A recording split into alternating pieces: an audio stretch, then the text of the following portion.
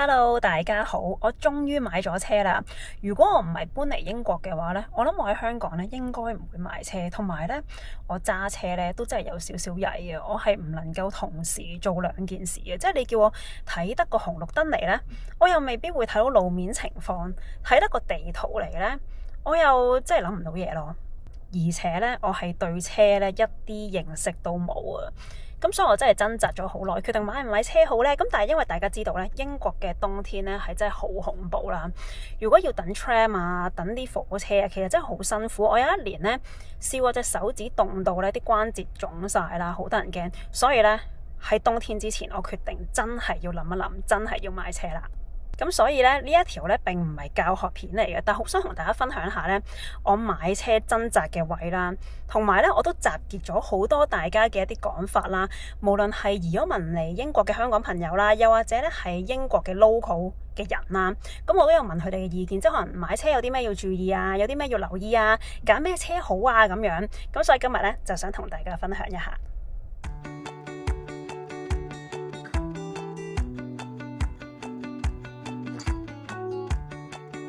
嗱，首先咧，我對車咧係冇要求嘅，其實有少少嘅，又唔可以話冇嘅，即係我成日都好想買啲好 fancy 嗰啲車，即係好懷舊復古啊 Fiat 啊嗰啲車啦。咁但係無論係我香港嘅朋友啦，定英國嘅朋友咧，佢哋一律都係建議我買日本車嘅。佢哋嘅評價就覺得日本車咧係一定唔會令到我失望嘅。日本車咧好安全嘅，好襟用嘅。咁所以我係即係其實我有車牌好多年㗎，但係我冇揸過車啦。唯一一次咧真係揸過車咧，就係喺大阪揸 Mario Kart 咯。雖然咧我對款式咧係有少少期望啦，但係其實冇乜相干，冇乜所謂。最緊要平平地啦，又撞咗都唔心痛啦，跟住功能又好啦，而且咧容易控制咁就得啦。咁所以咧我真係都集結咗好多朋友嘅意見啦，佢哋就話唔緊要㗎，好簡單，你去 Auto Trader 啦，一個 website 嗰度揀一架車啦。咁但係我發現咧，其實有好多嘢咧都要注意嘅，例如啦，如果嗰架車係 Cat 嘅話咧，咁就即係架車曾經出現過事故啦，咁就唔好諗啦。咁啊，可能係純粹嗰條友自己賣架車俾你咧，你亦都要考慮一下啦。咁所以比較穩陣嘅就揾一間可靠嘅車行啦。咁但係因為大家知道咧，英國係非常之大嘅，你睇啱咗架車咧，佢又未必喺你屋企附近喎。咁我哋睇啱咗好多架車嘅，但係啲車可能喺南部啊、倫敦以下嘅地方咯。咁我住曼城嘅，咁所以咧有啱心水嘅車啦，有近近地咧，我哋就去咗咧 Bury 嘅一個車行嗰度揀車啦。咁我哋首先睇啱嗰架車咧，就係日產嘅一架比較舊嘅車啦。咁佢咧當時就賣緊好似4000零磅咁上下，亦都係我哋嘅 budget 嚟嘅。咁啊，都係自動波啦，因為我個牌係自動波牌嚟嘅。咁啊，電動車啦、電車啦，咁我就因為我唔好想搞啲咩油啊，同埋我啲咩油缸嗰啲，我覺得好複雜啦。咁佢叉電好似容易啲啩，我估。咁所以咧，我哋就約咗啦去睇嗰架車啦。咁我哋咧諗住博取賣㗎啦。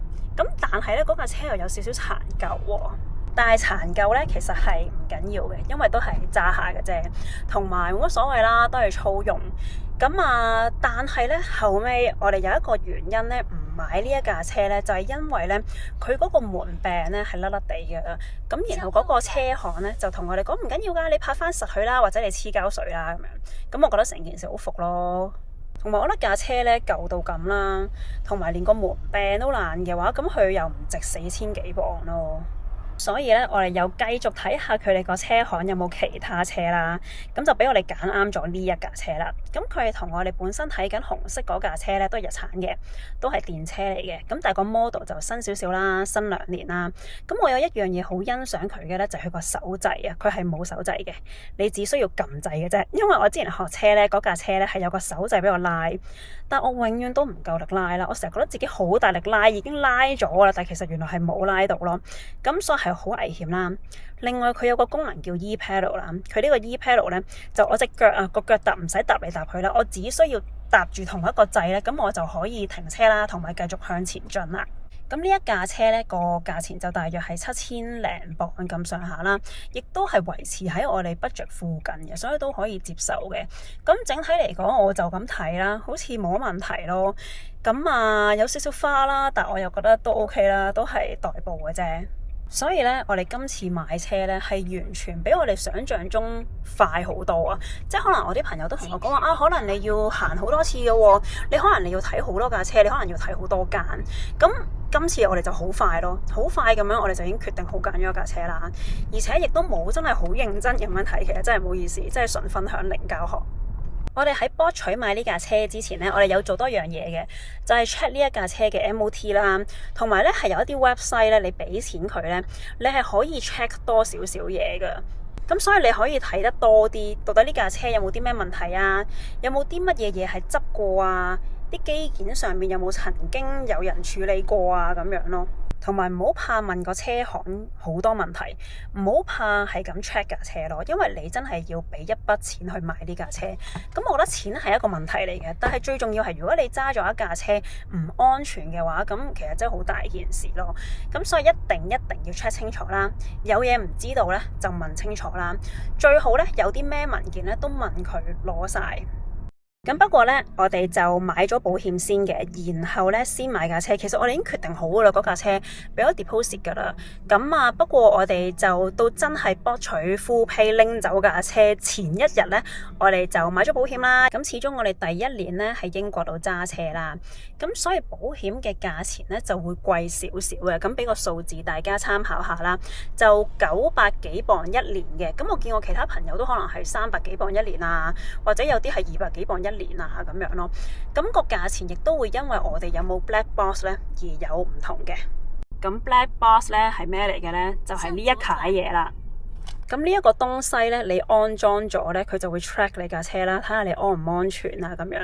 咁但係我好多朋友都會建議我哋唔好裝呢樣嘢咯，因為個價錢嘅分別就係一年啦，即係我自己啦嚇，一年就係爭大約200幾磅啦。但係我啲朋友都建議我唔好裝嘅，但我裝咗啦。咁冇辦法啦，因為我裝完之後，佢哋先話俾我聽，喂，唔好裝啦咁樣。咁佢哋嘅原因就係覺得，唔好慳嗰2000幾蚊港幣啦。咁不如即係唔好俾人哋 track 住自己你啲路線啊，唔好 track 住你點樣揸車會好啲啦。咁所以我就覺得因人而異咯。即係如果你本身揸車係好穩陣、好安全嘅，咁其實都應該冇乜相干嘅。咁所以就自己決定啦。咁暫時咧就買咗呢一架車個零禮拜啦，我啦同埋我男朋友咧都分別咧就撞花咗架車嘅，咁啊好彩咧就唔係真係撞車啦，就撞花咗啫，都係一個體會同埋一個體驗嚟嘅。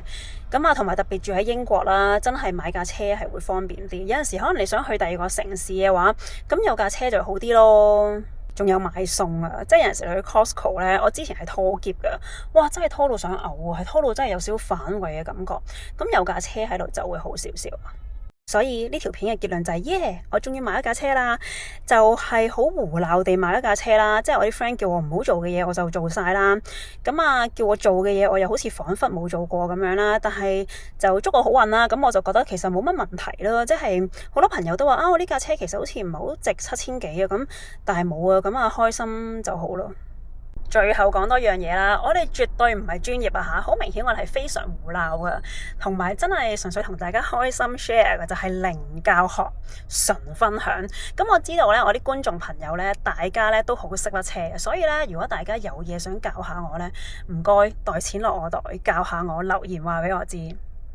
多謝收睇，咁我哋下條片再見啦，拜拜！記得撳埋 subscribe 同埋 like 啊，我哋遲啲再見啦，拜拜！